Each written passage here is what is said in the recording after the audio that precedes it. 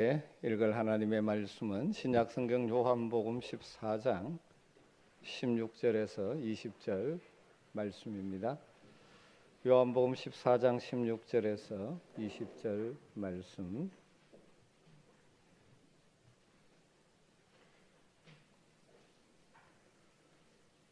말씀을 한 절씩 교독하겠습니다. 내가 아버지께 구하겠으니 그가 또 다른 보혜사를 너희에게 주사 영원토록 너희와 함께 있게 하리니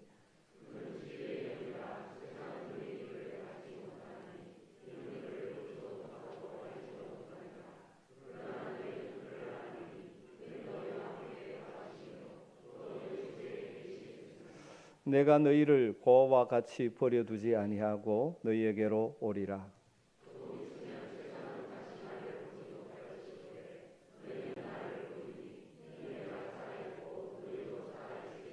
같이 읽습니다. 그날에는 내가 아버지 안에 너희가 내 안에 내가 너희 안에 있는 것을 너희가 알리라. 아멘. 이런 속담이 있습니다. 길을 갈 때 빨리 가려면 혼자 가고 멀리 가려면 함께 가라는 속담이 있습니다. 정말 그렇죠. 빨리 가려면 혼자 가는 것이 좋습니다. 그러나 긴 여행길에는 동행자가 있어야 합니다. 혼자 가면 외롭기도 하고 때로는 위험하기도 할 수 있죠. 어쩌면 우리의 인생의 여정이 그런지도 모르겠습니다. 우리 인생은 긴 여행길과 같아서 혼자 가기에는 너무 외롭고 위험할 수 있습니다. 그러므로 인생길에 동행해 줄 사람들이 필요합니다. 그래서 하나님은 우리에게 가족도 주시고 친구도 주신 것 같습니다.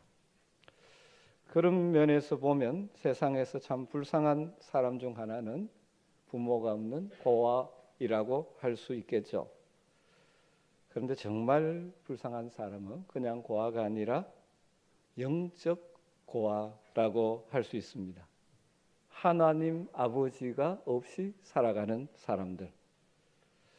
하나님은 외롭고 힘든 인생 여정에서 그의 백성이요 자녀인 우리들과 친히 동행해 주시는 분이십니다. 그런데 이런 진리를 모른 채 영적으로 혼자 살아가는 영적 고아와 같은 인생은 참 불쌍한 인생이라고 할 수 있습니다. 감사하게도 이 시간 이 자리에서 하나님을 예배하는 저와 여러분은 하나님께서 우리를 선택하시고 부르셔서 하나님의 자녀로 삼아준 복된 자들인 줄 믿습니다. 그래서 하나님께서 우리의 인생길 홀로 걸어가게 하지 않으시고 우리와 동행해 주시는 복을 누리며 살아갑니다. 저는 개인적으로 성도가 누리는 복 가운데 가장 큰 복이 이것이 아닌가 그런 생각을 해봅니다. 우리 하나님께서 우리와 동행해 주시는 것. 오늘 성경 말씀을 보면 하나님께서 자신의 영인 성령을 우리 인생길의 동행자로 보내주셨다는 것을 발견하게 됩니다. 성령께서 우리 가운데 찾아오신 일이죠. 이번 주일이 교회적으로 성령 강림 주일입니다. 초대 오순절교회 성령이 임하심으로 교회가 시작되어졌고 성령께서 믿는 자들 가운데 거하시는 것들을 기억하며 묵상하는 주일이죠. 그래서 오늘 우리에게 오셔서 우리와 함께 하시고 우리의 인생길에 동행하시며 우리를 도우시는 성령님에 대하여 좀 말씀을 묵상하며 나누려고 합니다. 우리가 읽은 요한복음 14장 말씀은 예수님께서 십자가를 지시기 전날 밤에 하신 말씀이죠. 흔히 다락방 강화, 다락방에서 가르치신 내용 혹은 다락방 설교라고 말씀하시는 내용 중에 한 부분입니다. 예수님께서는 지금까지 거의 3년가량 제자들과 동락하셨습니다. 그런데 이제 예수님 떠날 때가 다가옵니다. 아마 이것을 감지한 그 말을 들은 제자들의 마음에 불안감이 찾아왔을지 모릅니다. 이처럼 주님이 떠나신다는 소식에 불안해하는 제자들에게 예수님께서 오늘 이렇게 말씀하십니다. 그것이 18절 말씀이죠. 18절 말씀. 내가 너희를 고아와 같이 버려두지 아니하고 너희에게로 오리라. 예수님이 떠나시면 제자들은 혹시 고아와 같은 신세가 되는 것이 아닌지 염려했지만 예수님은 절대 그런 일이 없을 것이라고 말씀하고 있는 것이죠. 너희를 고아와 같이 버려두지 않겠다. 너희에게 오리라 말씀합니다. 아담이 범죄한 이후로 모든 인간은 하나님을 떠난 죄인이 되었었죠. 그래서 그 죄값으로 영적인 고아와 같은 존재가 되었습니다. 선악을 알게 하는 나무의 열매를 따먹고 하나님을 배반하고 범죄한 후에 그들은 저주를 받고 에덴 동산에서 추방당하죠. 그래서 노동의 수고를 해야만, 그리고 해산의 고통을 겪어야만, 그리고 마침내 육적인 죽음에 이를 수밖에 없는 존재가 되어졌죠. 이 모든 불행은 하나님으로부터 쫓겨남, 하나님과 단절됨에서 시작된 것이죠. 그런 의미에서 인생의 모든 고통과 아픔은 하나님을 떠남으로부터 시작된 것이죠. 다르게 말하면 영적인 고아가 됨으로 일어난 일이죠. 이 고아와 같은 인생을 하나님은 그냥 버려두지 않으셨죠. 때를 따라 여러 가지 모양으로 구약시대도 하나님 찾아오시고 말씀하시고 그들과 함께 해주셨고, 그 마지막으로 이 땅에 그 아들 예수 그리스도를 보내주셨죠. 그것이 성육신 사건이죠. 제자들은 육신을 입고 이 땅에 오신 예수님을 만나서 그들과 예수님과 동행하면서 인생의 의미를 알고 가치를 알고 기쁨을 맛보았습니다. 그런데 이제 예수님은 십자가를 지시고 죽으실 뿐만 아니라 그들을 떠나신다고 말씀하시니 그들의 마음에 염려와 불안이 찾아왔겠죠. 하지만 예수님은 자신이 떠나는 것은 잠시뿐, 다시 오신다고 말씀하죠. 여기서 다시 오신다는 것은 재림을 말하는 것이 아니라 그의 영이신 성령으로 찾아오시는 성령 강림을 의미하는 것이죠. 그러면서 예수님은 16절에서 이에 대해서 좀 더 구체적으로 말씀해 주십니다. 16절 말씀 보면 내가 아버지께 구하겠으니 그가 또 다른 보혜사를 너희에게 주사 영원토록 너희와 함께 있게 하리니. 우리 주님은 떠나시지만 주님께서 성부 하나님께 구합니다. 뭘 구합니까? 또 다른 보혜사를 제자들에게 보내주시도록. 그래서 그 또 다른 보혜사가 영원토록 그들과 함께 있게 된다는 말씀이죠. 이 구절에 나오는 독특한 단어 보혜사라는 단어는 일반적으로 쓰지 않는 단어죠.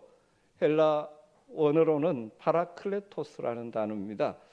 이 파라클레토스라는 단어는 원래 두 단어가 합쳐진 것입니다. 파라라는 전치사, 곁에, 옆에라는 의미의 전치사와 칼레오, 부르다라는 동사의 수동형, 그래서 부름받은, 그래서 곁으로 부름받은 자, 문자적으로 보혜사는 곁으로 부름받은 자라는 의미입니다. 저는 우리말 성경 번역이 참 잘 되었다고 생각합니다. 단어 자체가 참 어렵기는 하지만 참 잘된 번역이라고 봅니다. 이 보혜사라는 말은 일반적인 단어가 아닙니다. 이 성경을 번역하면서 만든 조어라고 할 수 있습니다. 한자어로 보혜사, 보, 지킬, 보, 은혜해, 스승사. 그래서 성령님을 뭐라고 보혜사라고 부르는 것은 우리를 지키시고 우리에게 은혜를 베푸시고 우리를 가르치시는 분이라는 의미죠. 영어 성경을 보면 역본에 따라서 다양하게 이 단어를 번역합니다. 왜냐하면 한 단어로 이 의미를 다 담을 수가 없기 때문이죠. 어떤 성경은 헬프, 조력자, 돕는 자라고 번역하고 카운슬러, 상담자라고도 번역하고 컴포터, 위로자라고도 번역하고 애드보케이트, 대언자라고도 번역되어 있습니다. 어쩌면 이 모든 의미를 다 합쳐놓은 풍성한 의미, 그래서 우리말 성경에서는 보혜사라고 번역을 한 것입니다. 우리가 여기서 또 한 가지 놓치지 말아야 될 중요한 사실은 이 보혜사를 보내신다고 하시는 말 앞에 또 다른 보혜사라는 말입니다. 무슨 말입니까? 보혜사가 계셨다는 말이죠. 누가 제자들에게 지금까지 보혜사였습니까? 예수님께서 그들의 보혜사였습니다. 그들을 지키고 그들에게 은혜를 베푸시고 그들을 가르치는 역할을 지금까지 해오셨습니다. 그런데 예수님께서는 하나님이 보내신 이 땅에서의 구속의 사역을 다 완성하신 후에 떠나시게 되는 거죠. 떠난 후에 하나님은 또 다른 보혜사인 그의 영 성령을 보내주시겠다는 말씀이죠. 예수님께서 지난 3년여간 제자들 곁에 계시면서 그들과 동고동락하며 그들을 지키고 그들에게 때를 따라 은혜를 베푸시고 그들을 가르쳐 오셨는데 이제 그 역할을 성령께서 오셔서 대신해 주실 것이라는 말씀이죠. 19절을 보면 이렇게 되어 있습니다. 조금 있으면 세상은 다시 나를 보지 못할 것이로되 너희는 나를 보리니 이는 내가 살아있고 너희도 살아있겠습니다.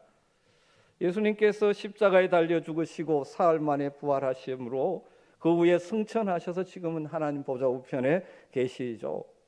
그러므로 제자들은 재림하실 때까지 예수님을 육신으로는 다시 볼 수가 없습니다. 그런데 다시 오신다고 말씀하죠. 그것은 성령으로 임하신다는 것입니다. 그런 점에서 믿지 않는 세상은, 여기 세상은 하나님을 믿지 않는 가치관에 사로잡혀 있는 모든 사람들, 그 다시 나를 보지 못한다고 말합니다. 그러나 제자들은 볼 수가 있습니다. 이 진리는, 이 원리는 오늘 이 시대의 성도인 우리에게도 마찬가지입니다. 우리가 육신의 눈으로, 육신으로 계신 예수님을 보는 것 아닙니다. 어떻게 예수님을 만납니까? 성령을 통하여 예수님을 만나고 예수님을 보고 예수님과 교제하는 것이죠. 성령 안에서 주님과 영적인 교제, 관계를 맺어가는 것입니다. 그것을 20절에 이렇게 표현하고 있죠. 그날에는 내가, 예수님께서 아버지 안에, 너희가 내 안에, 내가 너희 안에 있는 것을 너희가 알리라. 여기 그날은 성령이 강림하시는, 성령이 임하시는 그날에 성령이 오시면 이렇게 된다는 것이죠. 하나님과 주님과 우리가 영적인 하나, 교제를 누리게 된다는 것입니다. 이것을 신학자들은 이해할 수 없지만 영적인 진리이기 때문에 신비적인 연합, 우리 주님과의 신비적인 연합이라고 표현을 하는 것이죠. 그래서 이 말씀을 정리하면 이렇게 할 수 있습니다. 성령은 우리 가운데 찾아오셔서 보혜사로서 영원토록 우리를 지켜주시고 도와주시는 분. 다르게 표현하면 우리 평생의 도움이, 돕는 자로 우리 가운데 계신다는 것입니다. 사랑하는 성도 여러분, 이 진리를 확신하며 사시기를 주의 이름으로 축원합니다. 그런데 보혜사 성령께서 아무에게나 다 보혜사가 되어 주시는 것이 아니라는 사실이죠. 성령은 누구에게 보혜사 되어 주십니까? 17절 말씀을 보십시오. 그는 진리의 영이라 세상은 능히 그를 받지 못하나니 이는 그를 보지도 못하고 알지도 못함이라. 그러나 너희는 그를 아나니 그는 너희와 함께 거하시며 또 너희 속에 계시겠습니다. 세상은 성령을 보지도 알지도 못합니다. 그러나 제자들, 이 시대 성도들은 알 수 있습니다. 예수를 믿음으로 영접하지 않으면 보혜사 성령의 역사를 경험할 수가 없습니다. 성령을 받기는커녕 영적으로 소경이 되어서 알지도 못하고 느끼지도 못하죠. 영으로 계신 분이기 때문에. 사도행전 2장에 보면 오순절 성령 강림 후에 베드로가 복음을 전하자 예수님을 십자가에 못 박으라고 외쳤던 그 무리들이 양심의 가책을 받고 우리가 어떻게 해야 하겠느냐라고 베드로에게 묻게 되죠. 그때 베드로가 이런 말을 합니다. 사도행전 2장 38절에 베드로가 이르되 너희가 회개하여 각각 예수 그리스도의 이름으로 세례를 받고 죄 사함을 얻으라. 그리하면 성령을 선물로 받으리니. 예수 그리스도를 믿고 회개하고 죄 사함 받은 성도들에게 성령이 임하신다는 것이죠. 여러분 예수를 여러분의 구주로 고백하십니까? 그렇다면 여러분 가운데 성령께서 임하여 계신 줄 믿습니다. 고린도전서 6장 19절에는 이렇게 말하죠. 너희 몸은 너희가 하나님께로부터 받은 바 너희 가운데 계신 성령의 전인 줄을 알지 못하느냐. 예수 그리스도를 믿는 성도들의 몸은 성령이 거하시는 성전인데 고린도 교인들은 이 사실을 망각하고 그 몸을 잘못 사용하고 있기 때문에 책망하면서 너희 몸은 너희가 하나님께로부터 받은 바 너희 가운데 계신 성령이 거하시는 전인 줄 알지 못하느냐라고 책망하고 있는 것이죠. 사랑하는 성도 여러분, 우리가 느끼든 느끼지 않든 예수를 주로 고백하는 믿음의 사람이라면 하나님의 영인 성령 보혜사께서 여러분 안에 거하시는 줄 믿습니다. 이것을 신학자들은 성령의 내주라고 정의하죠. 우리 안에 거하신다. 성령은 우리 안에 거하시는 영이십니다. 그렇다면 보혜사 성령이 우리 곁에 오셔서 하시는 일이 구체적으로 어떤 것이 있겠습니까? 성경에 여러 가지가 나옵니다만은 오늘 몇 가지만 말씀을 드리고 싶습니다. 가장 근본적으로 성령은 우리를 구원하시죠. 무엇보다 성령은 우리에게 오셔서 우리 가운데 구원의 역사를 이루어 주십니다. 내가 예수를 믿으면 죄 사함 받고 하나님의 자녀가 됩니다. 그런데 이 믿음이 어떻게 생깁니까? 배워서 되는 것이 아닙니다. 성령께서 깨우쳐 주죠. 내가 죄인임을 깨닫게 해주시고, 십자가의 복음이 바로 나를 살리는 복음임을 깨닫게 해주시는 것입니다. 사람들 가운데 아무리 이야기해도 자신이 죄인임을 깨닫지 못하는 자들이, 죄인임을 깨닫지 못하니까 십자가가 필요 없는 것이. 고린도전서 12장 3절에 이렇게 말씀하죠. 또 성령으로 아니하고는 누구든지 예수를 주시라 할 수 없느니라. 여러분, 우리가 예수를 주로 고백한 것은 성령께서 우리에게 깨닫게 해주셨기 때문입니다. 로마서 8장 15절 16절에 또 이런 말씀이 있습니다. 너희는 다시 무서워하는 종의 영을 받지 아니하고 양자의 영, 아들됨의 영을 받았으므로 우리가 아빠 아버지라고 부르시느니라. 성령이 친히 우리 영과 더불어 우리가 하나님의 자녀인 것을 증언하시나니, 우리가 하나님을 아버지, 아빠 아버지라고 부르는 것도 내가 스스로 하는 것이 아니라 성령께서 깨닫게 해주시고 가르쳐 주시고 믿게 해주셨기 때문이죠. 성령이 우리 가운데 임하심으로 우리가 깨닫게 되어지고 예수를 구주로 고백하며 하나님을 아버지라고 부르는 구원받은 하나님의 백성이 된 줄로 믿습니다. 우리 이런 구원받은 하나님의 백성들의 삶 가운데 보혜사 성령님은 우리를 진리로 가르치시고 우리의 길을 인도해 가시는 분이시죠. 요한복음 14장 26절에 보면 보혜사 곧 아버지께서 내 이름으로 보내실 성령, 그가 너희에게 모든 것을 가르치고 내가 너희에게 말한 모든 것을 생각나게 하시리라. 요한복음 16장 13절에 그러나 진리의 성령이 오시면 그가 너희를 모든 진리 가운데로 인도하시리니, 성령께서 우리 가운데 오셔서 보혜사 역할을 하시는 중요한 것이 무엇입니까? 성경의 진리, 말씀의 진리를 가르쳐 주시고 그 말씀으로 우리의 인생길을 인도해 주시는 거죠. 여러분, 성령께서 도와주지 않으면 우리는 성경을 읽어도 이해할 수 없습니다. 깨달을 수 없어요. 믿을 수가 없습니다. 정교에 나오시는 분들 가운데 혹시 설교가 귀에 들리지 않은 분들이 계실지도 모릅니다. 왜 그렇겠습니까? 다 알아들을 수 있는 우리말로 설교를 하는데 성령께서 우리를 도와주지 않으면 그것이 깨달아지지 않고 믿어지지 않고 이해가 되지 않는 것입니다. 우리가 성경 말씀을 읽을 때, 들을 때, 공부할 때 늘 그래서 성령께서 깨닫게 주시는 은혜를 사모해야 되는 것이죠. 이걸 이제 신학자들은 성령의 조명, 빛을 비추어 주신다. 말씀을 볼 수 있도록, 깨달을 수 있도록 하시는 거죠. 그래서 우리를 인도해 가시는 것이죠. 우리를 진리 안에 거하게 하시는 것이죠. 이런 이야기가 있습니다. 어느 여집사님이 늘 기도하다가 시어머니를 전도하기 위해서 기도하다가 그 시어머니를 모시고 교회를 갔습니다. 시어머니가 교회에 간 날, 그날 설교가 희한하게 자신을 두고 이야기하는 것 같더랍니다. 그래서 집에 와가지고 며느리에게 이렇게 말합니다. 예, 너 혹시 교회 가서 우리 집 이야기 다 했나? 며느리가 그것이 아니고 성령께서 말씀을 통하여 깨우쳐 주시는 것이라고 설명하더랍니다. 드렸습니다. 평소에 관계가 좋았기 때문에 문제가 안 되지 자칫하면 오해하기 쉬웠습니다. 그래서 이 성령의 조명에 대해서 설명을 드리자 아주 신기하면서 교회에 열심히 따라 나오며 이 말씀을 깨닫기 시작하면서 구원 얻은 하나님 백성이 되었다는 것이죠. 여러분들도 그럴 때가 있죠. 말씀을 읽다가 깨달아지게 하는 것 성령의 역사죠. 종종 그런 이야기를 듣습니다. 목사님 설교를 어떻게 내 형편을 다 알고 그런 이야기를 하시느냐고. 저는 모릅니다.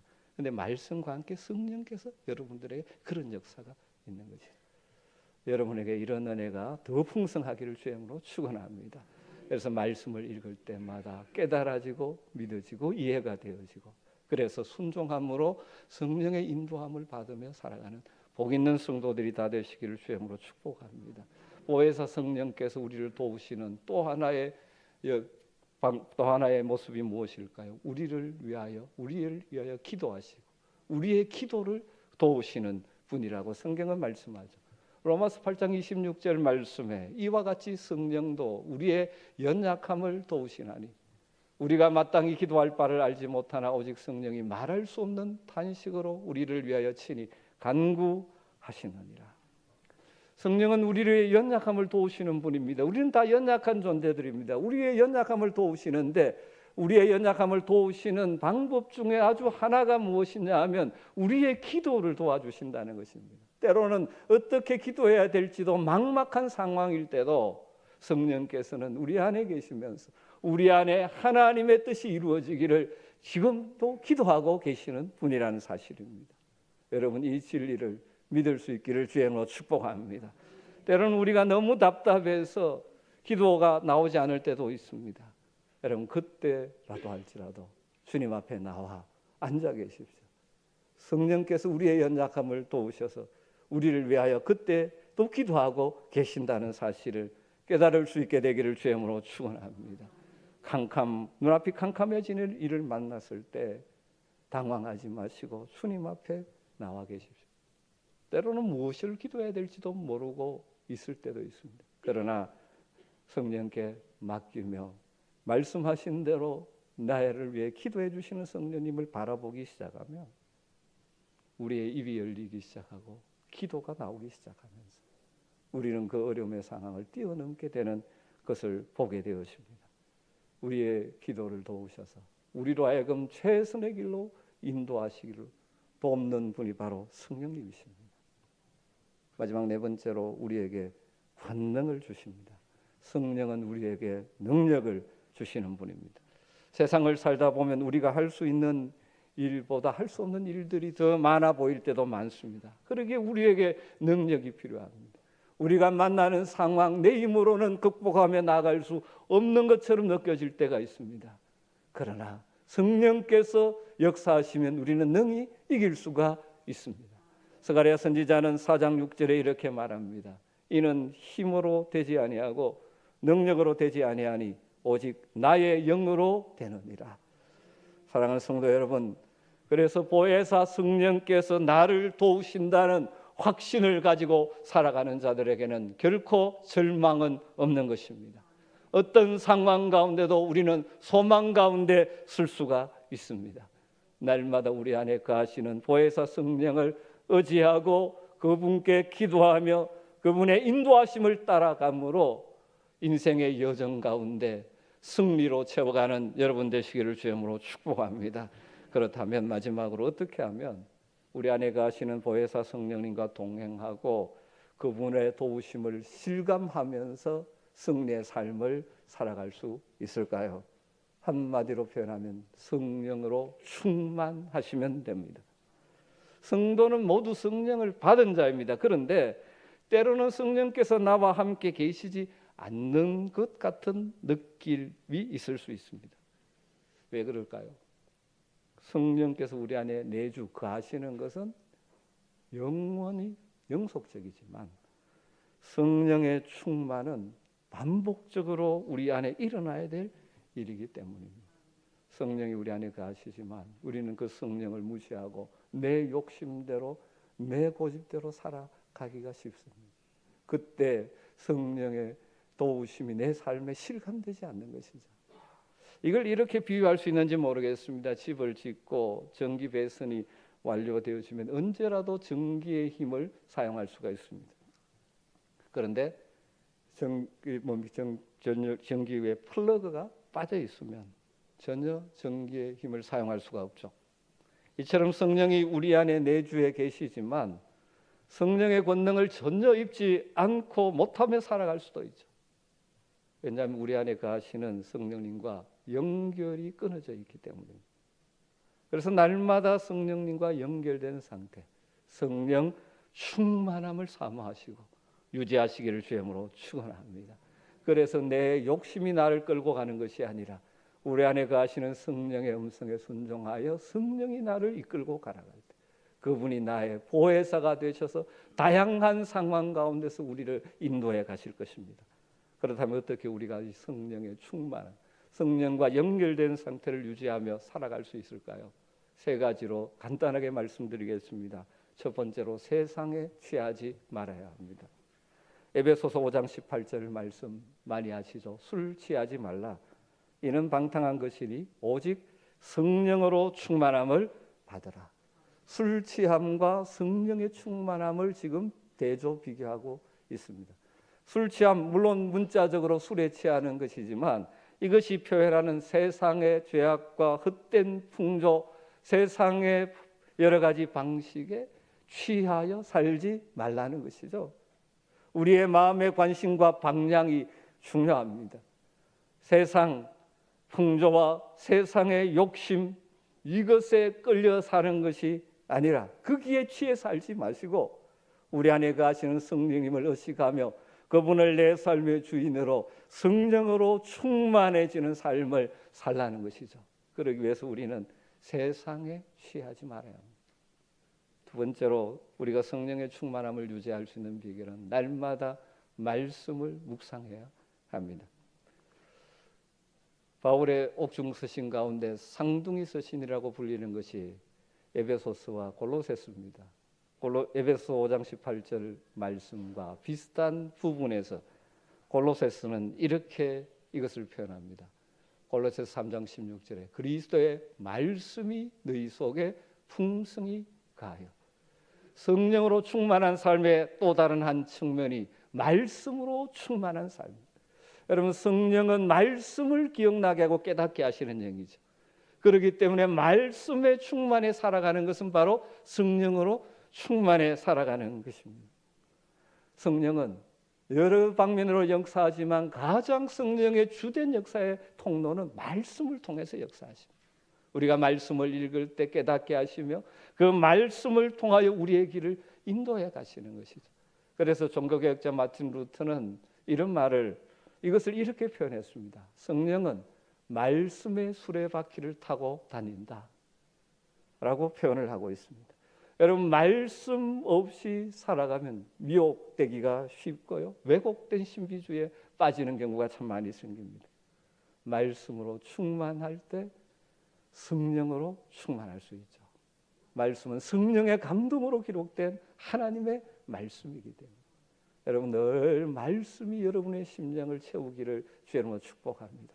그 길은 묵상하고 말씀을 읽는 것이죠. 그래서 어떤 일을 만날 때마다 그 말씀의 원리가 생각나지고 그래서 그것을 선택하고 살아가는 것이 말씀 충만, 성령 충만한 삶이 되는 것이죠. 마지막으로 성령 충만을 늘 깨어 기도해야 합니다. 이미 우리는 성령을 받은 자들이지만 우리는 세상에 살기 때문에 세상의 풍조와 욕심인 우리 마음을 차지하면서 성령의 역사를 밀어낼 때가 참 많습니다. 그래서 깨어 분별하며 날마다 성령의 인도함을 받으며 성령으로 충만한 삶을 살기를 기도하며 살아야 하는 것이죠. 누가복음 11장 13절에 예수님이 이렇게 말씀하셨습니다. 너희가 갈지라도 좋은 것으로 자식에게 줄 줄 알거든 하물며 너희 하늘 아버지께서 구하는 자에게 성령을 주시지 않겠느냐. 마태복음은 좋은 것을 선한 것을 주신다고 했는데 누가복음은 성령이라고 표현을 하고 있습니다. 여러분 우리에게 가장 좋은 주님의 선물이 무엇인 줄 아십니까? 성령이 우리 가운데 가는 것입니다. 그러면 거기에서 모든 선한 열매들이 맺히게 되는 것이죠. 삶의 능력이 나타나고 우리의 인격이 변화되어지는 역사가 나타나게 되는 줄 믿습니다. 우리가 예수를 믿을 때 이미 성령은 우리 안에 가시지만 우리는 성령으로 충만하지 못함으로 세상 가운데서 넘어지기도 하고 무너지기도 하는 인생을 살아가죠. 그래서 늘 우리는 성령의 충만함을 사모하셔야 됩니다. 그 방법의 하나가 무엇인가? 주님께 기도하는 것이죠. 어쩌면 주님이 가장 기뻐하시는 기도 가운데 하나는 성령의 충만함을 구하는 기도일지 모릅니다. 그것이 우리로 하여금 그리스도의 제자답게 살아가는 비결이기 때문입니다. 정리하십시다. 사랑하는 성도 여러분, 우리의 인생의 여정은 이런저런 구비가 많은 인생의 여정입니다. 홀로 걸어갈 수 없는 것이죠. 우리에게 가족을 주시고 친구를 주셨죠. 감사하십시오. 그리고 좋은 가족이 되시고 좋은 친구가 인생의 동반자들이 되어 주십시오. 그렇지만 그 인간의 동행자는 한계가 있습니다. 모든 인생은 연약하기 때문에 항상 함께 해줄 수가 없죠. 그러나 하나님의 자녀된 우리에게 하나님이 선물로 허락해 주신 평생 우리와 함께 하시는 평생의 도움이 되시는 보혜사 성령이 우리 가운데 계십니다. 늘 성령이 내 마음에 임재해 계심을 인정하면서 날마다 그 성령의 음성에 귀를 기울이고 그 인도하심을 받으며 살아가므로 삶의 현장에서 선한 열매들을 많이 남기며 살아가는 복 있는 인생 되시기를 주의 이름으로 축원합니다. 기도하겠습니다. 하나님 감사합니다. 오늘 성령 강림 주일에 다시 한번 우리 안에 거하시는 보혜사 성령님을 묵상하며 우리가 남은 생에 우리와 함께 하시는 성령님 의지하며 성령의 음성에 귀를 기울이며 성령의 능력을 드디어 세상을 이기며 살아가기를 소망합니다. 우리의 기도를 들으시고 응답하시고 보혜사 성령 우리와 늘 함께하여 주시옵소서. 예수님의 이름으로 기도드리옵나이다. 아멘. 찬송가